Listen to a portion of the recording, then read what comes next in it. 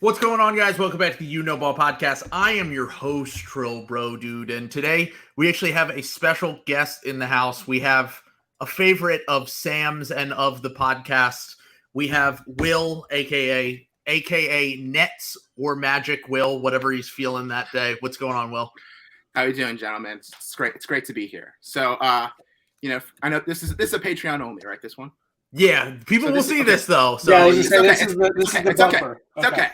So, but save the 9/11 stuff for after the paywall. Things are going to be a little bit different today. All right. So, somebody on this show, who shall remain unnamed, made some very jokes about a very serious matter.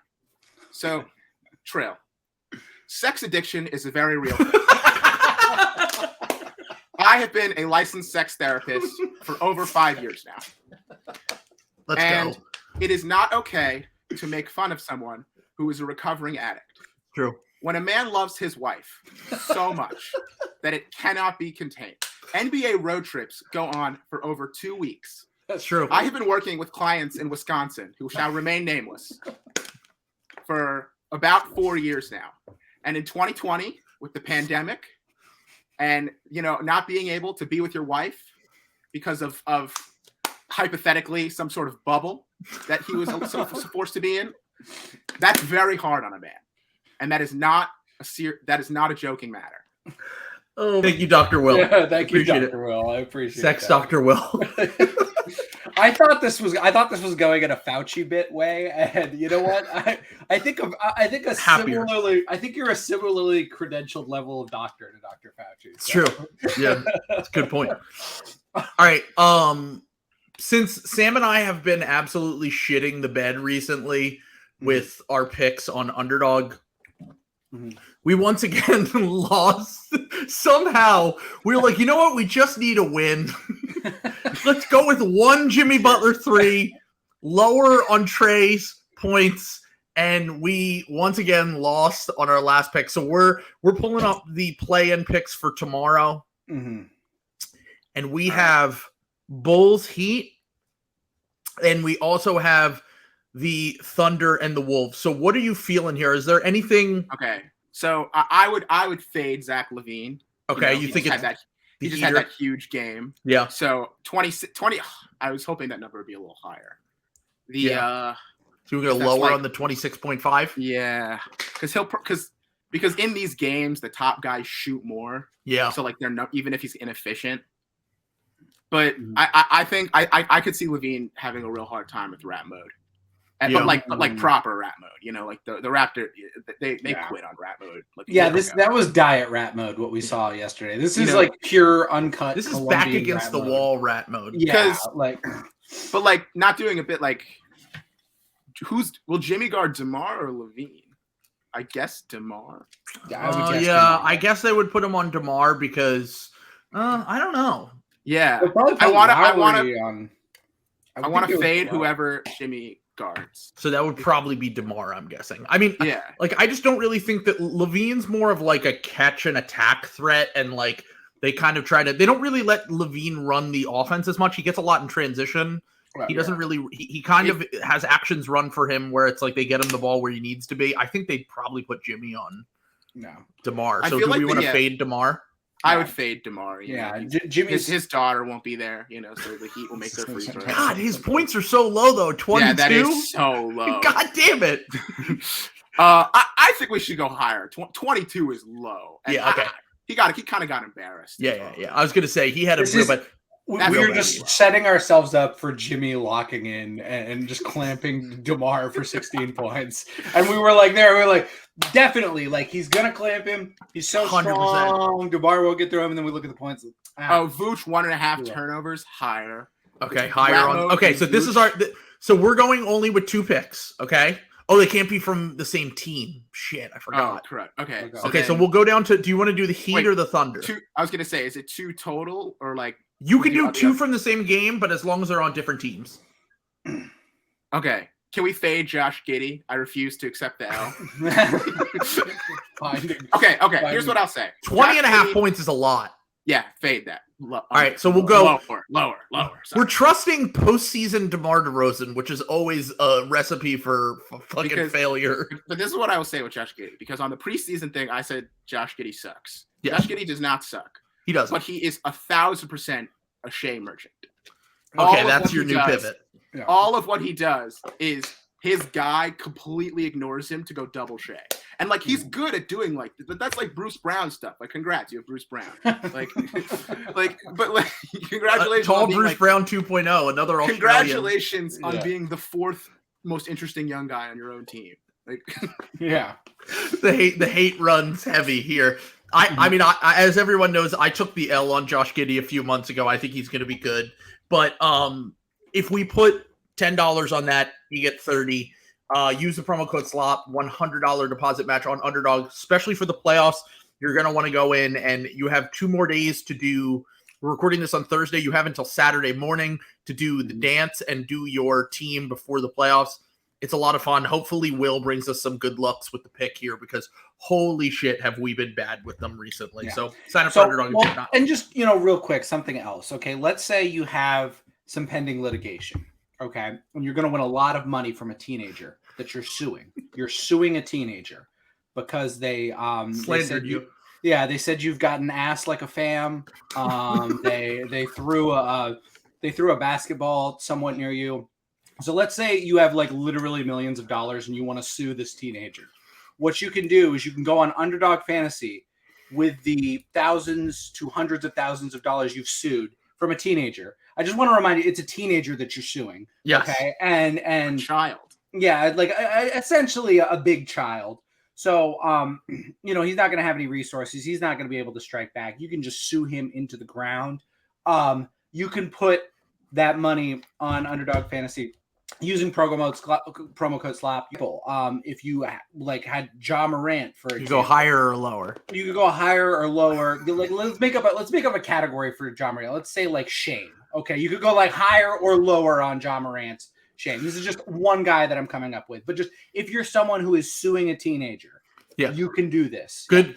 I have good news. It is currently available in Tennessee. So even good better. News for any Tennessee residents that might be suing teenagers this week. If you're in Tennessee and you're suing a teenager, I just want to repeat: if you're suing a large child, a teenager, if you're a grown millionaire man suing a teenager, you can do this. So let's lead off with the thing that we like to do more than anything in the world, which is slandering the Toronto Raptors. Actually, I should say we are being careful here, because we usually would lead off. I hate the Heat more than I hate the Raptors. That's just kind of how I feel. No, I would lead off with slandering the Heat, but they're still technically alive, and we don't need some sort of voodoo out there that will make them come back and win a game or two in that Bucks series. We're just gonna kind of ignore them for now, and then we will talk about the Raptors, because heading into that game, first off, we should have listened to Sam. I was wrong on this one. Sam trusted in our communist hero, Chicago Bulls, and they proved you right. Last night, you went to bed. I'm assuming you didn't even catch the end of the game. I didn't. Right? I woke up to a text from Trill that said, "You're going to be happy when you see the results of the game." I was so disgusted with Billy Donovan. I was like, "Fuck, they're actually a better team," and I'm going to look stupid because of fucking Billy Donovan. It was. I always like during these one-off games, like it's so like as like the resident calculator rat, like it's so hard for me not to turn into ball don't stop. Yes. Like when Zach LaVine, I'm just like, man, this like, are we sure he's not better than Giannis? I mean, like Giannis is not doing those step back threes. Like, is he pulling up in transition like this? Like he has no hezzy game. But like the Raptors don't have anyone who can do that. Yeah, I was lost. That's the game. I was doing that with Patrick Williams, who I know is like not a good player, but I'll see him like not step out of bounds and like shoot a three, and I'll be like, he's big and smooth. What are you gonna do? Patrick Williams is on my list of guys who I have nothing against, but people who are annoying on Twitter are always saying how amazing they are, and they're mediocre, and so now I prey on their downfall. For anyone who listened to the stream last night, they will know that I found out a insane fact from friend of the show, NBA Couchside Kevin, who is also a calculator rat himself. He was talking about Patrick Williams. Obviously, he's a Chicago Bulls fan. Patrick Williams, honestly, I thought his defense was fantastic last night. I thought he was a big reason why they came back in that game, despite going 4 for 12 from the field and having like 10 points. But I learned last week that Patrick Williams has scored 10 points or 20 points twice in his career. And one against the Nets. One of them was against the Nets, and one of them was against the Timberwolves in the last game of the season last year when they benched all their starters. Yeah. And they were playing against a G League team. Yeah. And honestly, I think I kind of fall victim to this too when I'm watching the game like Sam did, where I was like, Patrick Williams looks kind of good. And I think it is very much like the big wing who can theoretically be a 3-and-D guy, and you're like, so he's still only 21. I know. Yeah. Because those are the good players. Like, those are the guys that like actually matter in this fucking league. Like this league. Yeah, this league. Like, I mean, like, and this. So, like, you know, you've got Patrick Williams on one side of the spectrum, who we all agree it's like a little Fugazi. It's a little, and then you go to the other side of the way with like a really good elite blue chip prospect wing, like let's say Romeo Langford. You know, so that's like a difference right there. You know, like on that continuum, any guys in the middle there, I'm gonna love. You know. Yeah, he was like he was supposed to be like the top 5 of that high school class was like RJ, Zion, and like Romeo Langford was like right there. He was supposed to be crazy. He was a hooper. He sucked. He broke his thumb. Like I saw him live in the Big Ten. I was like, this guy's not good. Like, what are we doing? Like, I think his thumb was like really fucked up. Like, yeah, that's what it was. Yeah. And like RJ Barrett has just been in a shooting slump for 5 years. Like, but they're right. He's gonna come out of it. You know, buy low, as they say.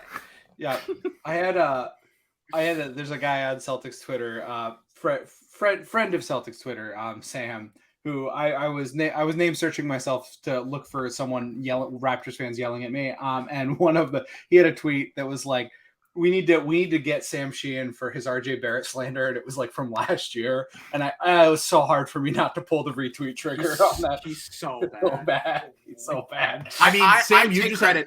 You just had the same thing with the Will was the originator of the RJ wagon Barrett that is the no RJ Barrett Knicks. Yeah, I know. It is crazy that they Will are. Will and I are about to fight about couch next, I think, when we get into that. But before we get into that, Sam actually had a tweet that was dug up recently about the Raptors heading into this year, and what Sam said was that, and we talked about this all in the preseason. I was kind of ashamed to say when I listened back on that podcast that I said the Raptors were going to be better than the Knicks. We both did, yeah. And I'm upset that I took the over because I knew I didn't believe that, and I had the receipts. I'm upset that I believed in the Heat in this play-in game against the Hawks. I'm upset that I believed in the Raptors in this game as well. But I mean, look. You can pretty much boil it down to anything can happen in one game. Like, I know it's a cheap cop-out, but like the Raptors missed the second most amount of free throws of any team in the NBA the entire season last night. DeRozan's daughter had her. I was going to say. LeBron game 1, 2018 versus the Warriors. Yeah, she did 58-8. But that was a perfect storm because like Raptors fans will be the ones who will like try to like dig up old tweets of you being problematic, and then there's like Raptors fans tweeting last night like, we need to destroy this child. Who was yelling like, this kid belongs in prison. They're getting so mad at like how old is she? Like 7? 9. Like, a 9-year-old. She's 7. That's 9 though. Yeah. Look, she's 9 years old. She knew what she was doing. The Raptors lose to the Bulls in a game, like I said, missed a ton of free throws. One of the most crazy things I saw was the Raptors scored 2 points on drives in the second half of the game. Fred VanVleet played basically the entire second half of that game. No, I think he literally played every single minute because the Raptors have no other guards, including Gary Trent Jr. struggling in that game. So they literally had no one else to go to. You saw a lot of the flaws that we talked about with this team. And all of this to me comes back to something that honestly Raptors fans have been talking about, which is why the fuck did they trade for Jakob Poeltl at the deadline? Nonsense. It was nonsense. I'm like, sorry. Like I get that he's a good player. I'd like to like.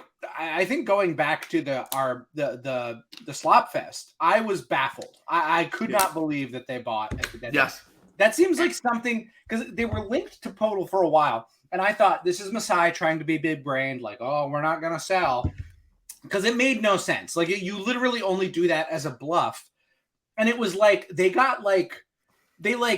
mind melded themselves, like they accidentally like looked in the mirror like fucking Medusa and were like, oh yeah, we do want to do this, and then just fucking are they gonna because what they protect the pick top six? Top it's six. Not yes. Yeah. So like Fred and Trent are both leaving. Possibly. So no way they bring back Trent. Hates it there. I thought. I was gonna say I think that Trent might. I mean, Trent barely played last night. He struggled. He shot like 1 for 5 and got benched at one point. So I'm assuming that he's gone. Gary Trent Jr. will be looking for green. And I'm kind of the mindset that Gary Trent Jr. once he is freed from the Raptors, everyone will be like, oh, Gary Trent Jr. is kind of good. Like I really like Trent. He's gonna help my Orlando Magic next year. That's what I'm not even joking. Like a team that has real creators, we can get past the Raptors tax. You know what I mean?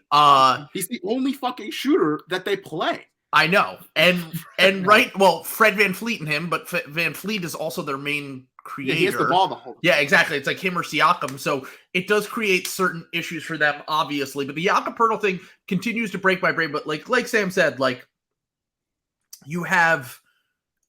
I guess my whole point on this is like, one, I know 2024 is a weak draft or whatever, but it still always pays to have access to your picks that you can trade in the future, right? You have 2 guys that are potentially leaving in free agency. You have this now third guy that is, by the way, a free agent. Jakob Poeltl is also a free agent after this year. And you could have just waited until the offseason and offered him the full MLE, or if you lose either of those 2 guys, offer him money in free agency because you can get to cap space. So all of this is just like they basically did Masai and Bobby Webster, the GM and the president of basketball operations, basically said, we're the smartest guys in the room. We know what we're doing. We're going to make a competitive team. And we've talked about it on the podcast. I think that can be valuable for young players for sure. Especially more so, I think Sam thinks of it more like it's good to get your young guys reps early. I think about it more like, hey, if we get to the playoffs and this guy's ass for 2 straight years, he might just be a regular season player. And like we might want to make our evaluations based on that if we want to build a competitive playoff team. And I just want to say, with these young guys, with the Raptors, you should be saying the singular because they have one young player. They don't have a young core. It's just they have guys. 2. They have 2. But and OG has been there. And OG's 24, 25. But the thing with OG is that he's been in playoff games since he was like 19. Does a guy count as a young guy if he's pissed off and wants to be traded? Already? He's on his second contract? I'm saying, he's on like the Jaylen Brown cycle of things, and he's like 5 years younger. I mean, not really. Yeah, and you know what I'm saying? Do you really think OG's like? I don't think OG's getting any better at this point. Like, I'm sure Zach Lowe have him as a most improved candidate next year for the 12th year in a row. But yeah, this is the year he's going to be a 40% 3-point shooter. I can feel it. Like, despite being like a. I think he is a good shooter. I just think that's it's everything else. Yeah, I was going to say, yeah. But, he wants to play like he's Paul George and he's a rich man's Dorian Finney-Smith. Yeah, I mean, that's just it. I guess that's the thing is it's like it'd be one thing if you're like the Thunder or the Magic and you're like you've got like a young core of guys. Sure. This is like the skeleton crew, like rotting, necrosticized like corpse of your championship team, and with Scotty Barnes like grafted onto it. He's like a Bloodborne villain. Like you've taken this dead body and just sewn Scotty Barnes into it, and it's like this is a young team. Look at them. Hey, you know how every podcast is always like somebody's going to sign the qualifying offer and go to unrestricted free agency. Scotty Barnes. We're only 2 years away. Oh, yeah, sign that qualifying offer. Get the hell out of Canada. We're going to start seeing Scotty Barnes in Lakers jerseys, the saddest Photoshops we've ever seen. By the way, can you pull up Sadman's comment there, the second one? Because this is very funny. The Raptors fell for the Bugs Bunny rabbit season, duck season trick with buying and selling. That's a perfect. Yeah, and for the dunk on brain, they became a tax team for this. That's so They went into the tax for the Pirtle trade. They were like just to lose in the first game of the play-in. It really is like bluffing. Like you can stop bluffing. You don't actually have to do it. You can just lie about it, and then when nobody gives you 3 picks for OG Anunoby or whatever the fuck you wanted, you can just say, all right, we're just keeping him. Like it just doesn't makes no sense. Yeah, they were a very weird like this. Like second time he's done this, by the way. Like I listened. He also did it with Kyle Lowry 2 years ago. Yeah, but bought Thad Young like that was deadline one of the worst trade ever. Yeah, like Masai like. Has Masai made a good move since drafting Scotty? I mean, it's been 2 full years. No. I mean, the best move he's made since drafting Scotty is drafting Koloko, or like, I don't know. Yeah. Like, is he even good? Like, I honestly have no idea. Yeah, like Koloko's fine, but like, he drafted Malachi Flynn the year I actually remember there was a Nets-Raptors game, and Claxton just, like, bodied the crap out of Koloko for the whole game and had, like, 20 and 15 and 5 blocks. And every Raptors fan was, like, on Twitter being like, guys, look, Koloko is very young. He's a rookie. Claxton is an established veteran. You know, he'll get there in a couple years. I looked it up. They're, like, 5 months apart in age. Like, oh, my God. Malachi sucks. Koloko is, like, already 22. Like, it's just Scotty. Okay. Lakers jersey Scotty. So even if it is just Scotty, I'm very confused as to what their plan is, because we've now arrived at a point where they now they can't trade their 24 or 25 first round pick, because they might not even be able to trade their 26 first round pick. Okay. You know, let me look this up. Let me look at the because of the protections on the pick. It has to go until 26 or 27. The one thing I will say, and like this is probably giving Masai too much credit, is like be a lot of games after these playoffs that are like, we got to get better like this offseason or we're completely fucked. Like teams will underperform in these playoffs and then like make rash decisions. And then that's when like, you can get 3 firsts and a young guy for an OG Anunoby. But if you never trade your players, you're not taking advantage of that. Like that's the thing. Yeah, is like because you could have said the same thing waiting, and you just never do anything. You're not taking advantage of anything. It's like that's my whole thing with this. Is like I'm getting frustrated because we've been talking about this for like a year. Where like, okay, they would never put Scotty Barnes on the table for Kevin Durant. Okay, they would not trade OG Anunoby for 3 firsts. Pick a fucking direction, dude. What are you doing? Former future 10-time All-Star Scotty Barnes. Yeah, like, and I'm just like, I don't know. I'm just annoyed because it's like you can do this thing where you're just like a play-in team or a fringe playoff team, but at a certain point, like I think that the formula that worked for you before might not be the most sustainable strategy because you don't have Kawhi Leonard dropping into your lap. Like, that's and like kind of the reality. And I think they got caught up to a little bit with like the whole wingspan thing. Like everybody's got guys like that now. Like it's like they were right to like identify those guys in like 2017 and be like, this is the future. Like just get these long athletic guys and then hope the jumper comes around. Like that's how you get OG and Pascal in the 20s. Sure. But the whole league operates that way now. So like your advantage is gone.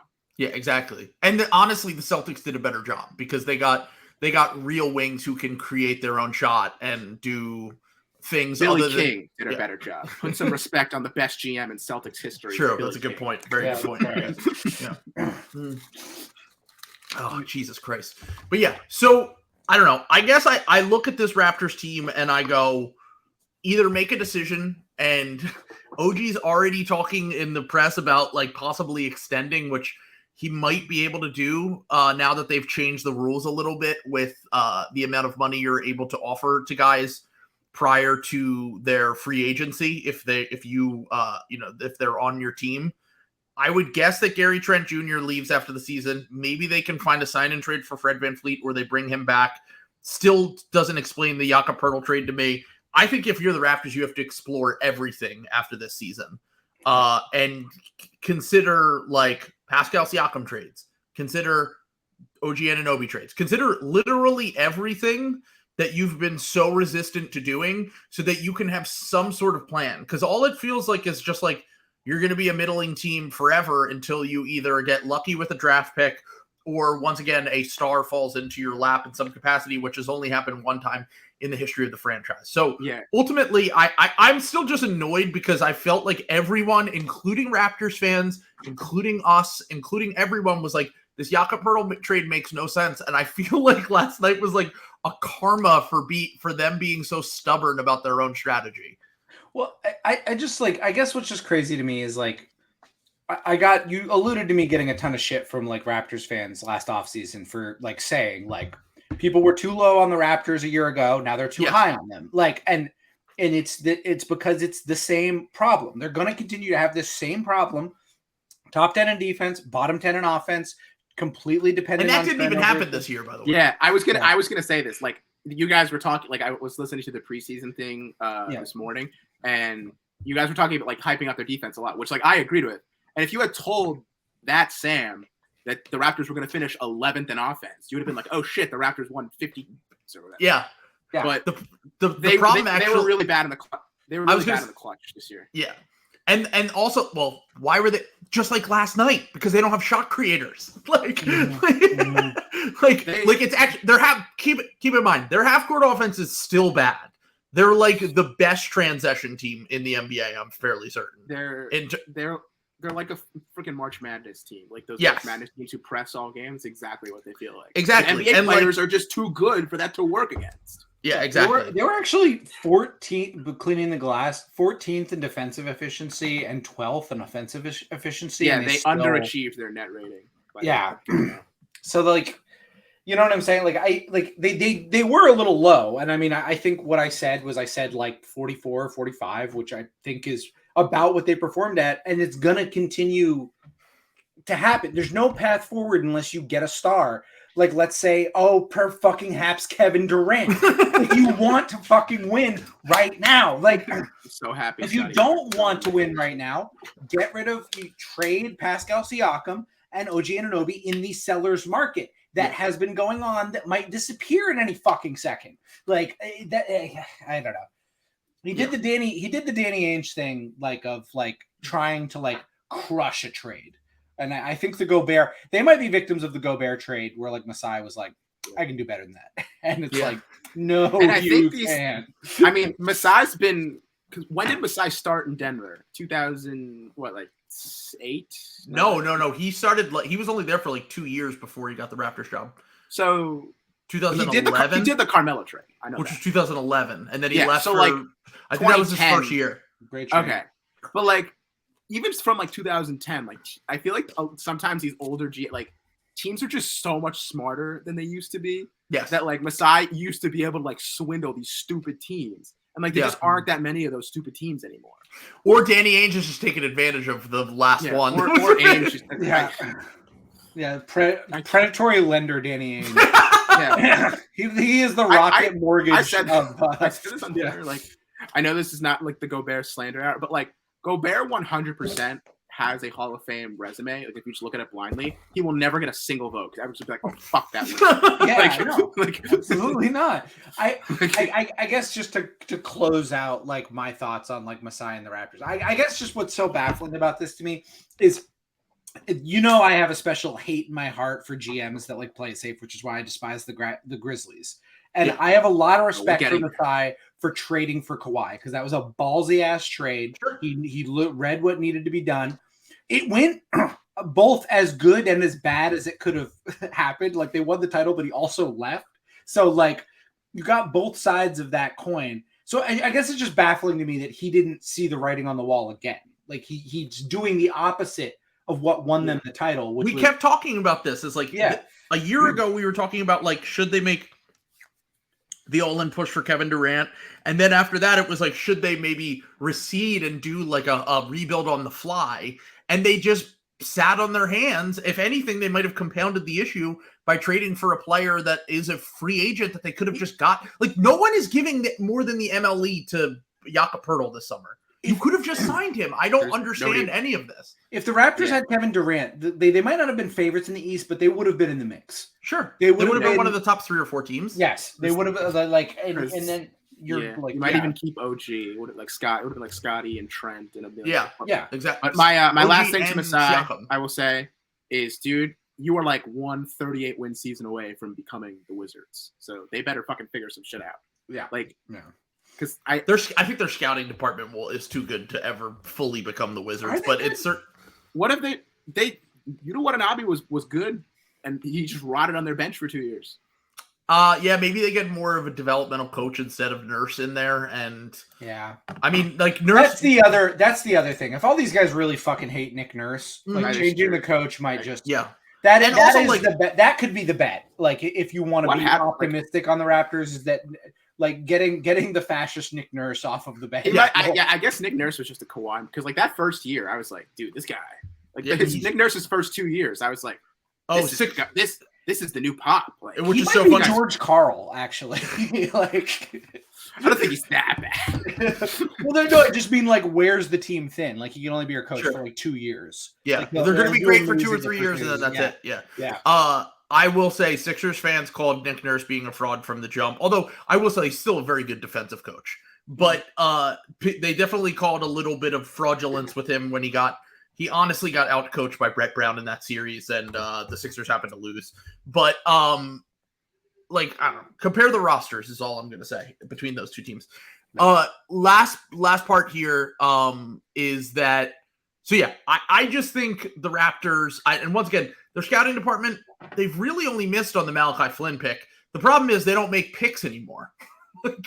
They're just trading their first. That Thad Young move. What about Bruno Caboclo? Like, there's some. That was what 7-8 years ago. Like, what I'm saying is, like, if you just take from 2016 till now, you have, and also to be fair, for the Caboclo pick, you don't get Siakam if you don't take risks like Caboclo. Like, that's just the reality of those kind of picks. Well, and that's the up and the down. You know what I'm saying? Like, but what I'm trying to say here is that, like, overall, their resume of scouting, getting guys in the late first and early second, OG Anunoby, Pascal Siakam, Fred VanVleet as an undrafted free agent. They got an all-star as an undrafted free agent. I mean, it's a Fugazi all-star, but still an all-star. Still, exactly. Yeah. Right. So my point here is that, like, they will be able to figure something out in terms of to not make them the Washington Wizards, but they have to have some sort of plan instead of just sitting on their hands all the time. Yeah, that's a good point. They've done all the hard GM work that you normally do once you've got like 2 superstars, but the problem is they just have not had a star like at all.